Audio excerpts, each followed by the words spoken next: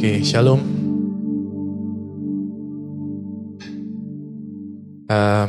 Hari ini saya akan bicara tentang satu topik yang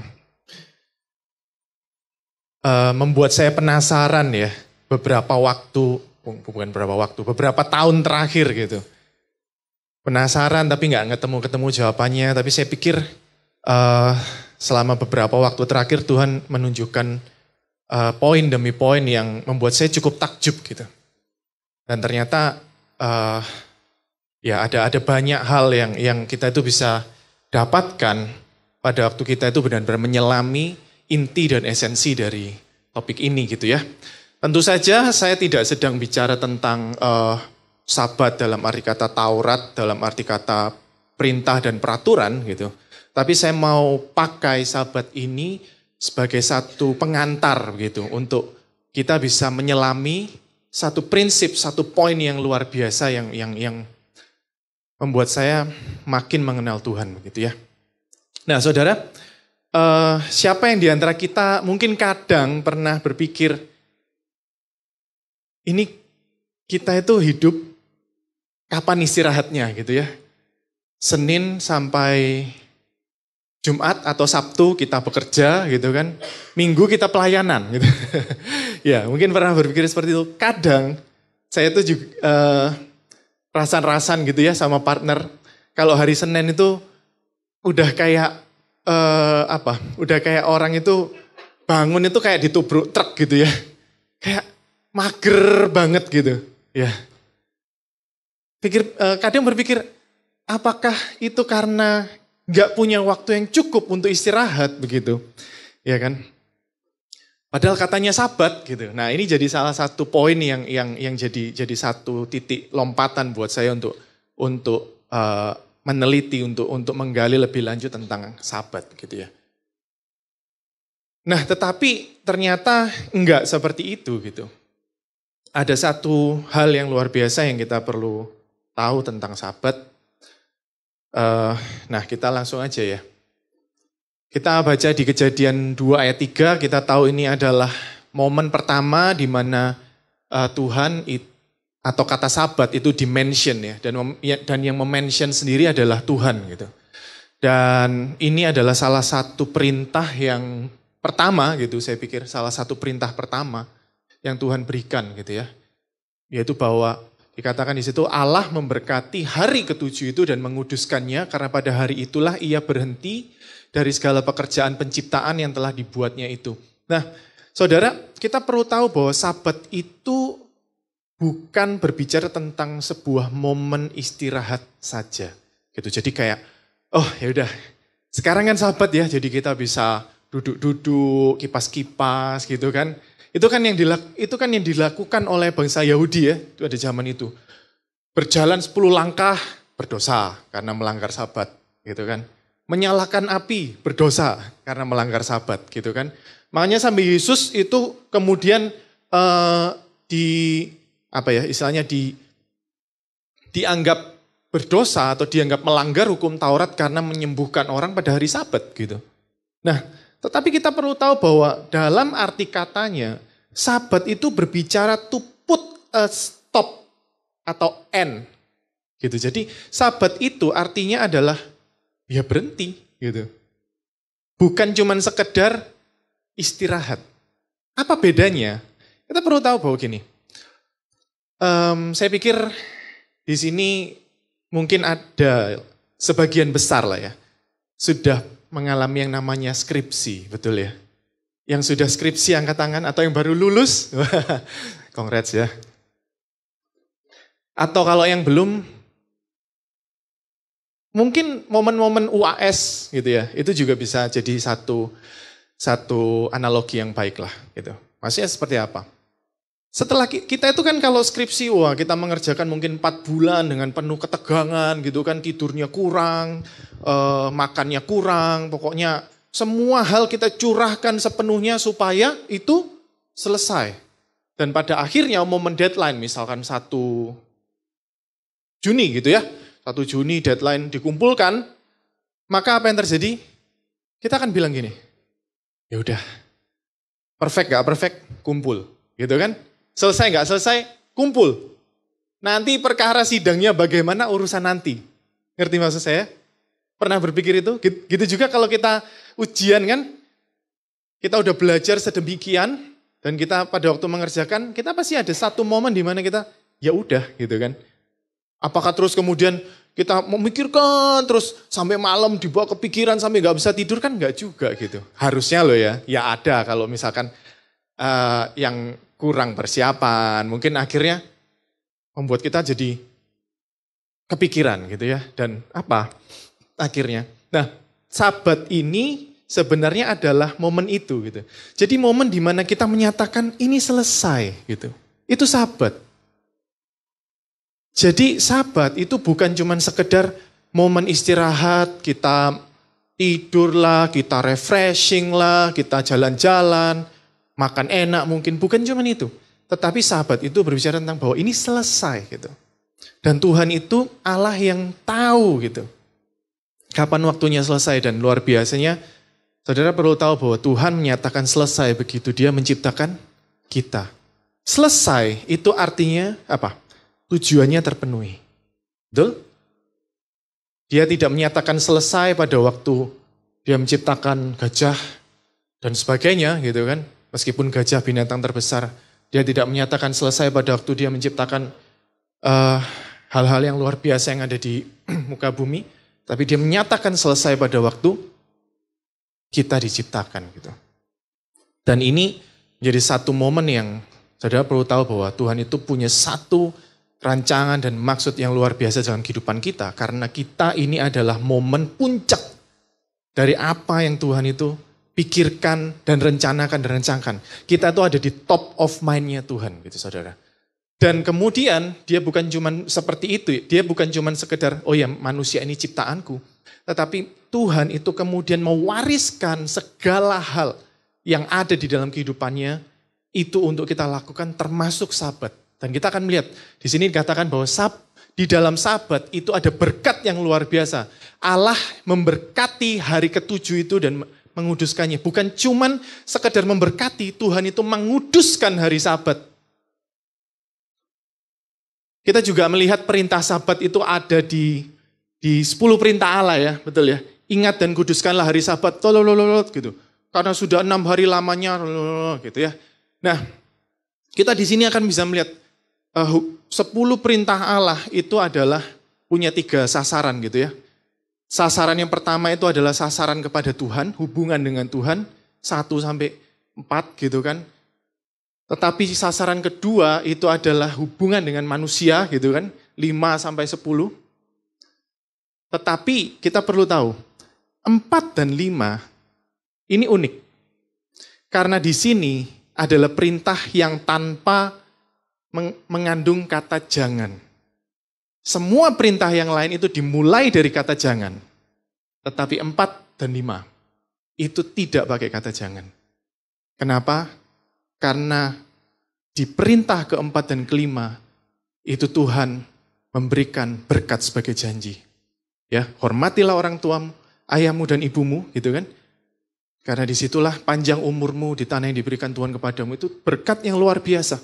Tetapi di sini kita juga melihat bahwa Tuhan itu selalu pada waktu kita itu berbicara tentang Sabat, di situ ada berkat yang luar biasa yang Tuhan itu sudah tempatkan begitu. Kita keep in mind ya, berkat dan menguduskan. Saya langsung aja karena poin-poin yang lain kayaknya cuman gimmick gitu ya. Nah, selanjutnya kita akan bisa melihat ya di Yeskiel 20 ayat 12. Yeskiel 20 ayat 12.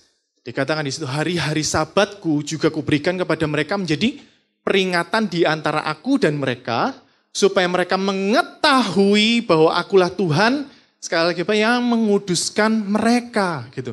Jadi ada satu yang unik. Sabat itu bukan cuma sekedar diberkati, tetapi pada waktu kita bicara Sabat selalu ada kata menguduskan gitu. Ada kata kudus di situ. Nah, saudara perlu tahu, saya ini merenungkan kata kudus gitu ya. Ya oke, kudus itu berarti tidak berbuat dosa.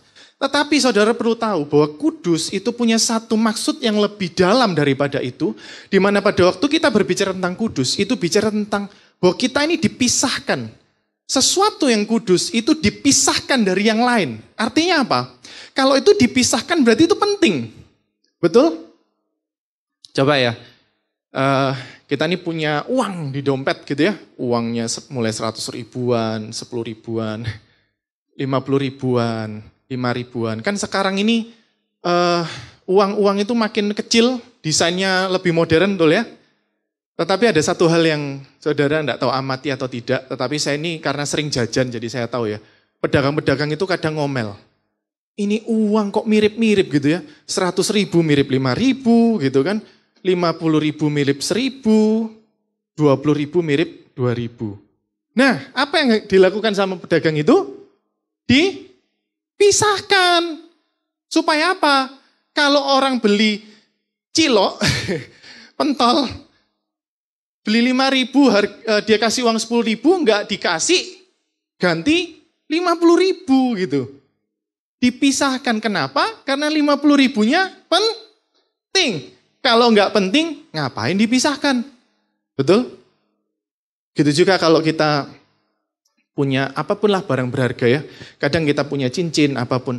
Pada waktu kita mau mungkin mandi, kita mau melakukan urusan apapun ya. Kita lepaskan dulu supaya apa? Enggak kena yang kotor-kotor. Itu kudus. Arti kata kudus itu seperti itu kira-kira. Secara kesehariannya gitu. Pada waktu kita memisahkan sesuatu, kita sedang menguduskan dia. Dan sebenarnya kita perlu tahu bahwa pada waktu itu, kita sedang memprioritaskan dan mementingkannya. Jadi pada waktu kita berbicara kudus, segala sesuatu pada waktu kita ini ngomong, oh ini kudus dan sebagainya. Itu yang perlu kita taruh bahwa itu terpisah karena itu penting. Dan pada waktu Tuhan berbicara bahwa Tuhan itu menguduskan hari Sabat, artinya apa? Itu sangat amat penting. Bukan cuma diberkati, tetapi dikuduskan. Itu sesuatu yang saya pikir, wow, ada apa ini gitu kan? Sudah penuh berkat, dipisahkan lagi. Itulah yang membuat saya ini penasaran, kenapa kok Tuhan itu begitu menguduskan hari Sabat gitu. Nah, ternyata ada satu kata kunci di sini dikatakan, supaya mereka mengetahui bahwa akulah Tuhan gitu. Nah ternyata ini tuh sesuatu yang saudara, kalau kita renungkan, salah satu usaha terbesar Tuhan untuk menyadarkan kita, itu adalah di poin ini gitu. Tuhan itu dengan sengaja membiarkan bangsa Israel berputar-putar di padang gurun 40 tahun, tujuannya cuma satu. Supaya mereka itu mengetahui bahwa Dialah Tuhan. Itu aja gitu. Ya enggak? Apa yang lain? Apakah Tuhan itu dengan sengaja membuat bangsa Israel sengsara? Ya enggak gitu kan. Orang Tuhan mengasihi kita semua. Tetapi kalau masalahnya apa? Pada waktu kita tidak menyadari bahwa Dialah Tuhan, maka segala hal yang Dia rencanakan dalam kehidupan kita juga tidak akan tergenapi. Baik rancangannya, baik berkatnya, baik pertolongan, dan yang terpenting apa? Kehadirannya dalam kehidupan kita. Tuhan itu mati buat kita salah satunya karena Dia mau hadir dalam hidup kita.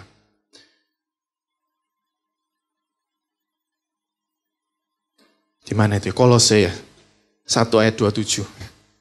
Kan bahwa Christ is in you, kehadiran Tuhan dalam kehidupan kita. Itu adalah satu rahasia yang selama berabad-abad tersembunyi buat bangsa-bangsa. Dan itu diberikan kepada kita sebagai sesuatu yang cuma-cuma, bukan karena harganya murah, tetapi karena kita nggak bisa beli itu, kita nggak mungkin bisa bayar itu, tetapi adalah sebuah hal yang konyol pada waktu kita mendapatkan anugerah sebesar itu dan kita tidak sadari. Orang kalau nggak nyadari, dia tidak akan kemudian menganggap itu penting, betul ya? Sambil baru-baru ini saya ini ya di sekeliling saya lah ya, saya nggak bilang di mana. Ada satu kejadian di mana seseorang itu putus gitu ya. Nah, itu membuat saya kemudian refleksi gitu. Kadang orang itu membina hubungan sekian lama, saking lamanya, kemudian dia terbiasa gitu ya. Karena dia terbiasa, akhirnya apa? Jadi gak penting gitu. Betul? Dan bahkan saking tidak terasa pentingnya, dia hadir apa gak hadir, jadi sama aja. Betul? Yang sudah pacaran 3 tahun, 5 tahun, 10 tahun, pasti nyadarin itu. Ada momen di mana kita, atau yang mungkin udah menikah ya, ini salah satu tantangan terbesar pernikahan saya pikir. Bagaimana mempertahankan sebuah, apa nih, kalau pakai kata ini ya, romansa pernikahan itu penting loh. Karena begitu dia, pasangan kita itu tidak jadi penting, disitulah awal muasal masalah itu terjadi gitu kan. Nah disinilah sahabat itu menjadi penting. Sahabat itu adalah momen di mana kita itu kembali menyadari. Intinya itu, sahabat diberikan Tuhan supaya kita itu punya waktu untuk merefleksikan dan memikirkan kembali mana yang penting dan mana yang gak penting. Makanya di situ saya tulis ada 2 hal yang tidak mungkin lepas dari kata sahabat, yaitu bicara tentang produktivitas dan penyembahan. Artinya apa? Kita nggak mungkin sahabat kalau kita ini tidak dalam ranah produktif. Jangan ngomong sahabat kalau kita ini nggak bekerja, males-malesan gitu ya. Karena sahabat itu diberikan selalu dalam konteks bekerja. Makanya ada ayat, jikalau kamu tidak bekerja jangan kamu makan gitu kan. Karena pekerjaan itu adalah natur manusia. Tapi kemudian kita juga melihat bahwa sahabat itu sepaket dengan kata yang namanya penyembahan. Kenapa? Karena ini tadi tujuan sahabat adalah supaya orang itu mengetahui bahwa dialah Tuhan gitu. Sampai sini bisa ngikutin ya. Nah saya lanjut. Nah kita akan melihat. Terus kenapa? Gitu. Kenapa? Nah di sini ada ini adalah satu momen yang sebenarnya membuat perenungan saya tentang sahabat ini adalah kelanjutan dari perenungan saya tahun lalu. Ya mungkin kalau teman-teman masih ingat, tapi saya pikir nggak mungkin ada yang ingat gitu ya. Saya pernah berkhotbah kira-kira setengah tahun lalu. Di situ saya judulnya adalah Reclaim Your Inheritance. Nah, sahabat itu adalah momen di mana kita itu menyadari kembali. Tetapi juga sahabat itu adalah momen di mana kita akan bisa melihat bahwa Tuhan itu mencurahkan berkat-Nya. 3 Yohanes 1 ayat 2 ini adalah isi hati Tuhan gitu. Itu bahasa Inggrisnya ya. Baca sendirilah, ada di 3 Yohanes 1 ayat 2 dan 1 Tesalonika ayat 23, silakan baca sendiri. Saya pindah sini aja biar bisa gampang bacanya. Saudara, di 1 Tesalonika 5 dikatakan di situ adalah semoga roh, jiwa dan tubuhmu. Lihat urutannya. Semoga roh, jiwa dan tubuhmu. Bisa mengerti? Kenapa kok enggak? Kita kan kalau ngomong kan biasanya tubuh, jiwa, roh, gitu ya. Ya memang kita ini makhluk kedagingan sekali gitu ya. Makanya berangkatnya mulai dari tubuh, jiwa dan roh. Tapi saya pikir ini luar biasa. Dan di situ sama loh, pakai kata menguduskan kamu. Dan semoga roh, jiwa, dan tubuhmu terpelihara sempurna dengan tak bercacat. Di 3 Yohanes 1 ayat 2 juga dikatakan, semoga kamu itu berkelimpahan dan sehat. Gitu. Kalau di bahasa Indonesia kurang bagus, makanya saya pakai bahasa Inggris gitu ya. Kurang bagus, cuman semoga kamu baik-baik saja. Itu kan biasa ya kayak orang nyapa gitu. Gimana kabarmu? Baik-baik saja. Itu klise sekali gitu. Tapi ada satu maksud di sini yang luar biasa.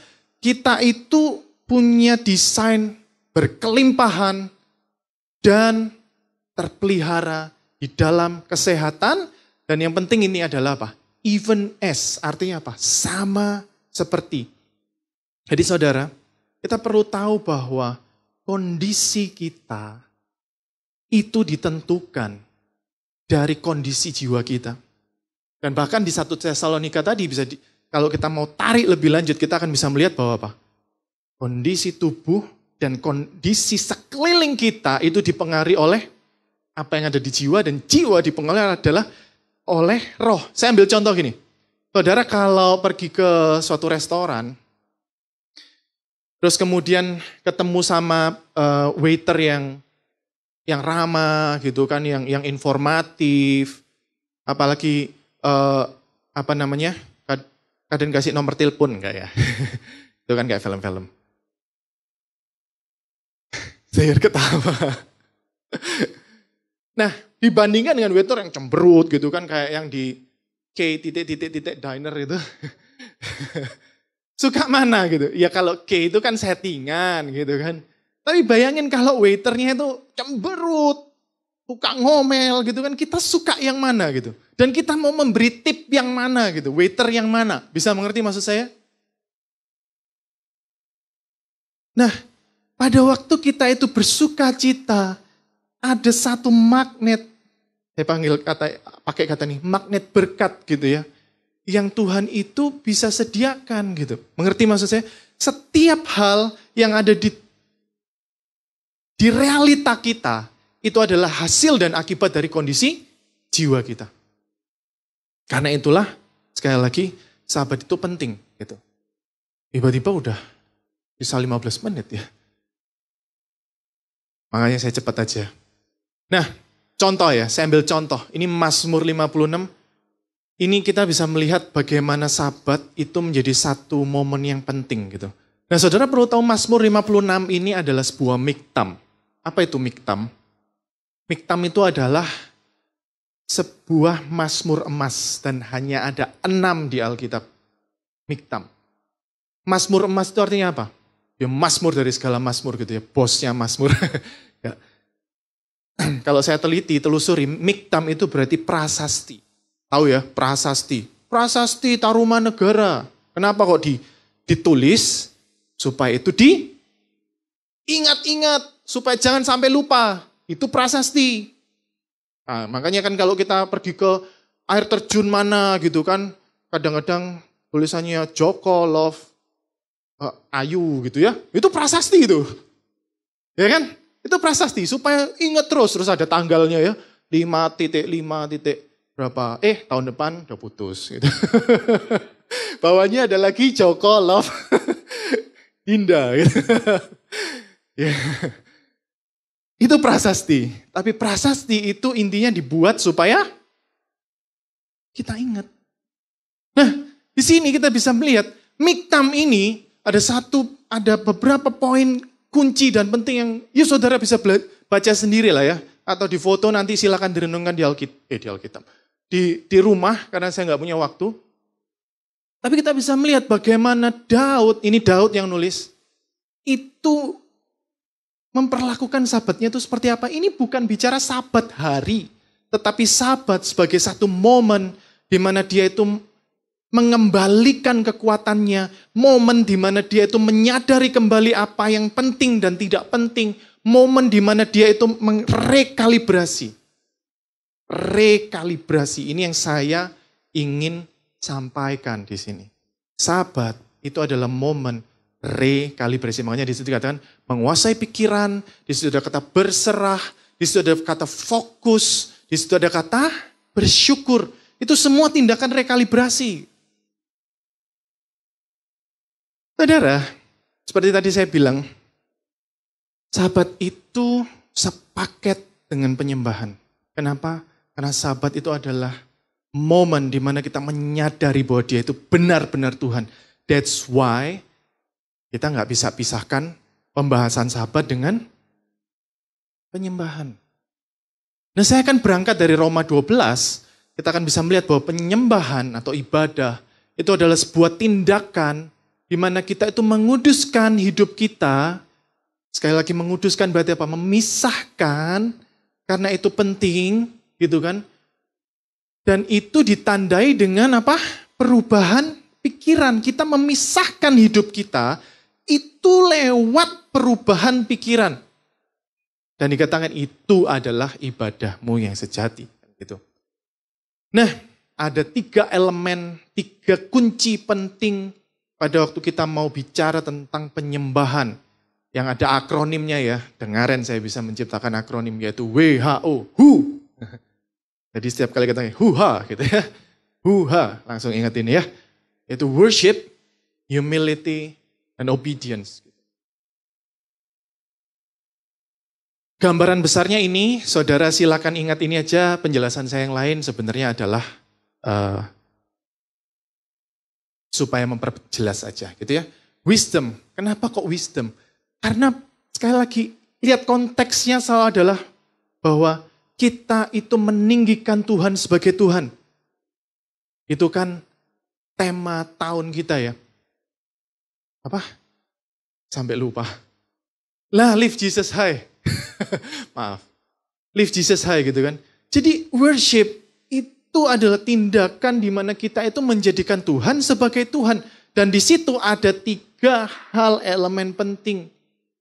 Di wisdom kita itu menjadikan Tuhan benar-benar sebagai Tuhan di pikiran. Takut akan Tuhan adalah permulaan pengetahuan. Humility itu adalah tindakan di mana kita menjadikan Tuhan atas perasaan kita.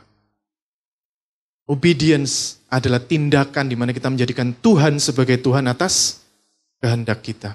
Ingat bahwa Tuhan memiliki maksud untuk membuat kita ini health and prosper dalam seluruh kehidupan kita. Tetapi semua berasal dari jiwa, di mana jiwa itu ada tubuh, pikiran, perasaan, dan kehendak, gitu ya. Nah, kita bahas wisdom adalah tindakan rekalibrasi pikiran. Apa itu wisdom? Ini saya coba pakai bahasa sehari-hari. Saya simpulkan menjadi sesuatu yang semoga cukup sederhana, gitu ya. Wisdom adalah kemampuan untuk melihat inti dari masalah, tantangan atau peluang, dan kemudian menghubungkan kemahakuasaan Tuhan itu menjadi sebuah solusi lewat potensi yang kita sudah terima. Itu wisdom. Nah, apa bedanya wisdom dengan hikmat?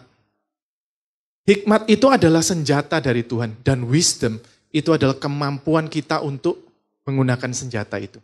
Itu wisdom. Kita tahu kapan pakai senjata itu, dengan cara apa. Kalau misalnya contoh, senjatanya ninja itu, saya sih ngomongnya piau, apa itu ya, piau. Shuriken, ya benar. Shuriken, ya jangan dibuat, pedang-pedangan kan gitu ya. Salah gitu, salah kaprah. Ya kalah kita. Ya shuriken ya dilempar gitu kan. Nah kita mesti tahu caranya dan kapan menggunakannya. Baru kita akan menghasilkan sesuatu yang efektif. Dan disitulah wisdom itu punya tempat. Nah saya nggak ambil contoh Salomo karena itu terlalu mainstream ya. Saya ambil contoh anak yang hilang aja. Karena ini konteksnya dengan rekalibrasi. Gitu. Anak yang hilang, kita tahu pasti cerita anak hilang ya. Saya cuplik aja satu di ayat 17. Di situ dikatakan dan kemudian dia menyadari. Gitu. Sekali lagi kalau saya ambil bahasa Inggris itu karena bahasa Indonesia kurang jelas. Gitu ya. And when he came to himself, artinya apa? Pada waktu dia itu menyadari, pada waktu dia itu kemudian ingat tentang identitasnya, ingat tentang apa yang sebenarnya dia miliki.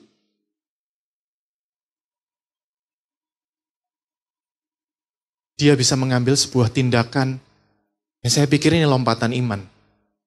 Oke, ini anak durhaka kurang ajar gitu ya. Tetapi keputusannya untuk kembali pada bapaknya itu adalah keputusan yang tidak bisa dianggap remeh, saudara. Saudara perlu tahu, di dalam hukum Yahudi, anak yang durhaka itu hukumannya sama seperti perzinahan, rajam batu. Jadi jangan saudara pikir ini main-main gitu. Oh ya udah anak gembeng gitu ya. Ya udah uang saya habis jadi saya pulang gitu. Bukan, ini sebuah tindakan iman saudara. Karena dia punya resiko kalau dia pulang dia dirajam batu. Tetapi dia tetap memutuskan untuk pulang karena dia tahu siapa dia sebenarnya. Dia adalah anak bapaknya.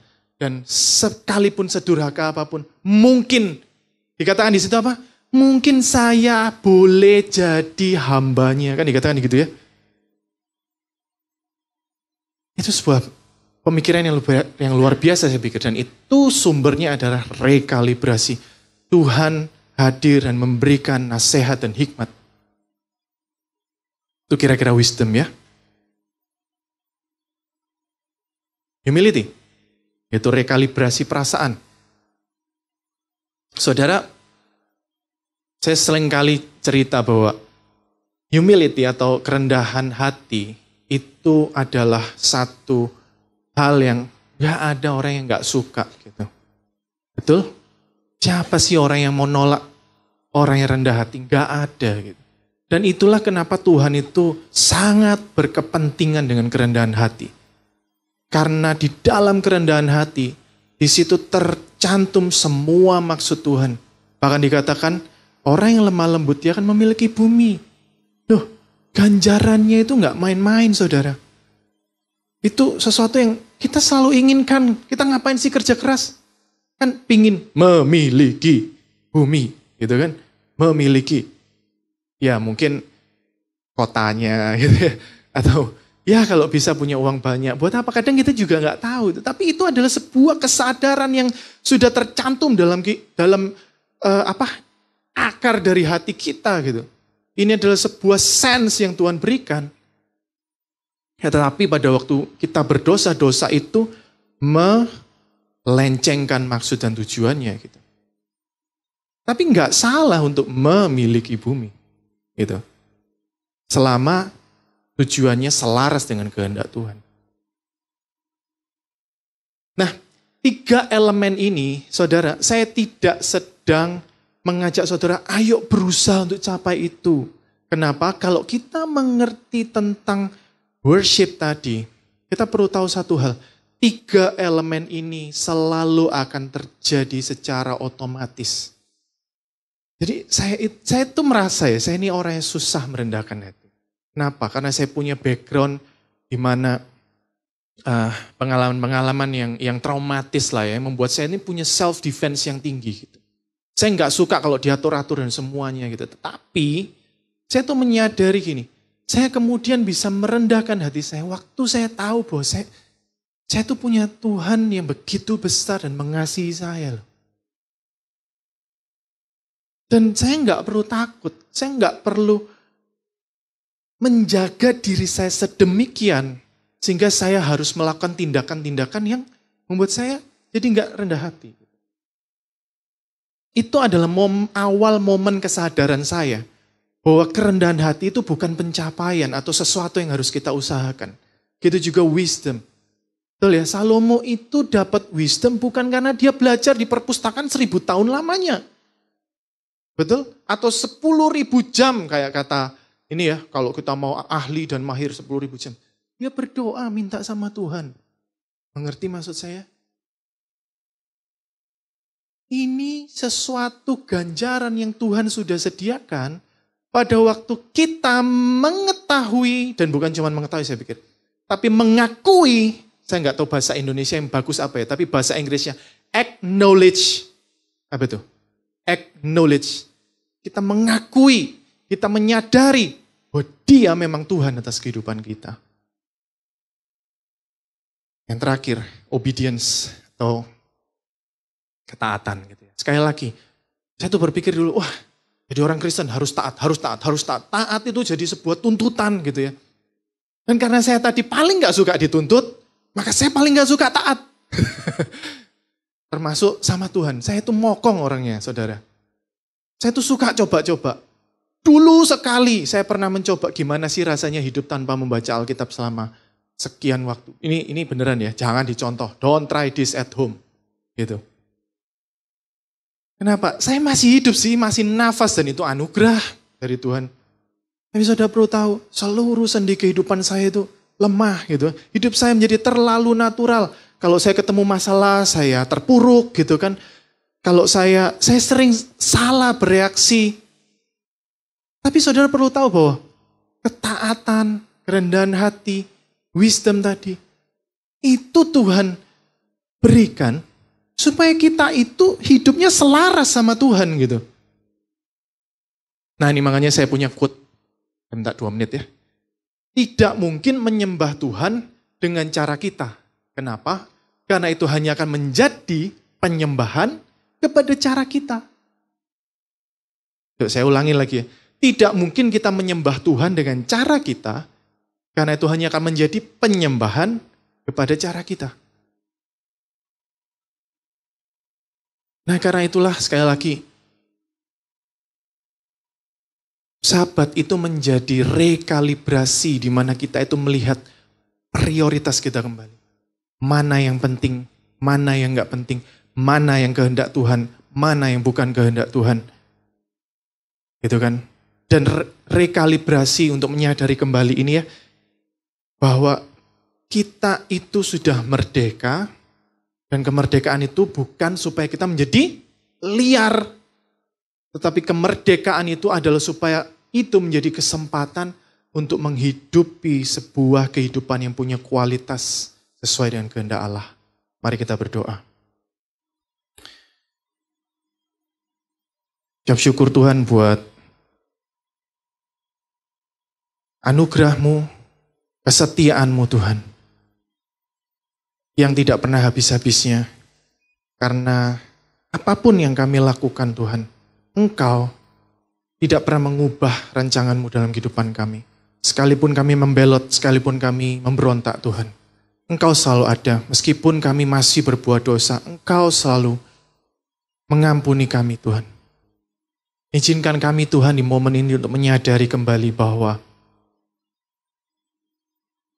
Kau masih mengizinkan kami hidup untuk menghidupi satu hal yang luar biasa.